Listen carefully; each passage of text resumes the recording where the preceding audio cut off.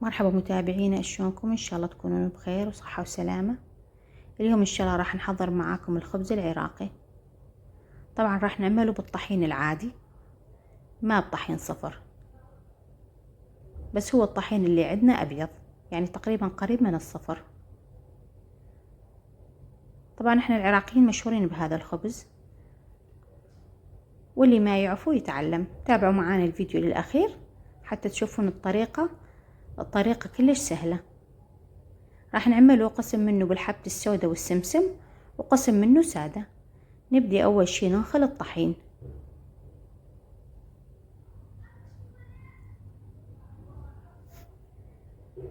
نضيف الخميرة ونخلط، ومن بعد نضيف المي ونبدي نلم العجين.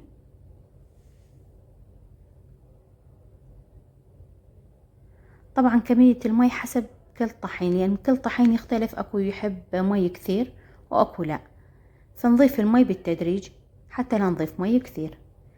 نظل نلم العجين ونضيف مي شوية شوية، ودائما نبلل ايدنا بالمي. هسه نضيف الملح ونضيف علينا مي، بقية المي، ونعجن.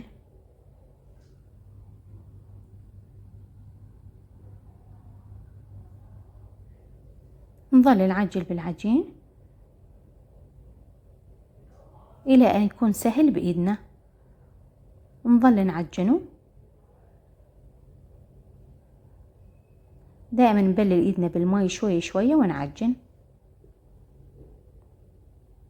طبعا نتركه يرتاح فرد ربع ساعة، وبعدين نرجع نعجنه مرة ثانية حتى تطلع العجينة عندنا مختمرة وشكلها حلو ومتناسق.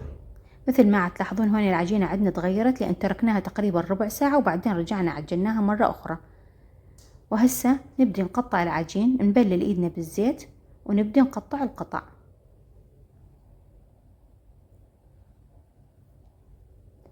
نقطع العجين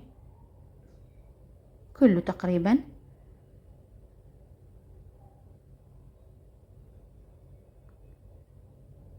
طبعا عجينة كثير سهلة بالتشكيل وكلها فقاعات، لأن تركناها تختمر المدة المطلوبة. طبعا تغطون العجين وتخلونه بمنطقة دافية حتى يختمر. وهسه الجو حار يختمر بسرعة، يعني ساعة زمان يختمر العجين، وعتلاحظون الفقاعات اللي بينه. أشقد يختمر العجين أحسن. نغطي القطع بنايلون حتى لا تقشف قطعة العجين وتكتسب نشفان من فوق، تكون يابسة. ناخذ كيس نايلون يكون ثخين، نضيف علينه شوية زيت، قطرات من الزيت، ونبدي نفج العجينة علينه. طبعا اكو يفجون العجين بالطحين، بس انا اشوف الزيت احسن، طعمه اطيب ويظل العجين طري.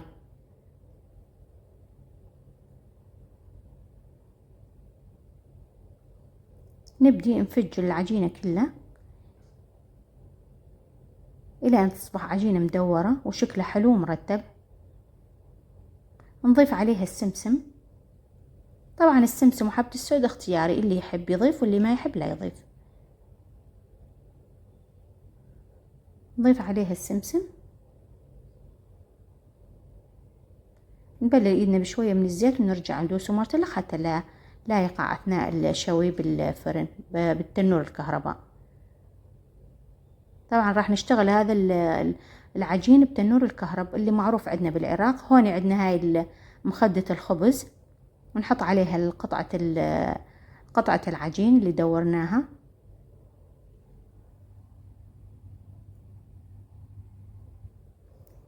ونبدي نعدلها تكون دائرية بشكل مرتب. يكون كن حمينا التنور الكهربائي عندنا ونلزقها على التنور الكهرب. هذا التنور راح نستعمله. راح نفش قطعة ثانية، نضيف عليها حبة السوداء،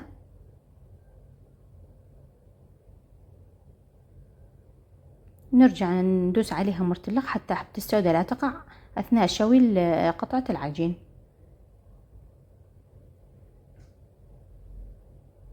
وهوني عملنا هاي القرصة مال الخبز نص حبة السوداء ونص سمسم. طبعا ندوس على العجين بهذا الشكل حتى لا ينفخ ويشتعل بالفرن. مثل ما تلاحظون هوني بدأ عندنا يستوي الخبز بعد بدايته، بعد تشوفون الفقاعات اللي علينه. وهون استوت عندنا مثل ما تلاحظون الظهر ماله مستوي بشكل حلو.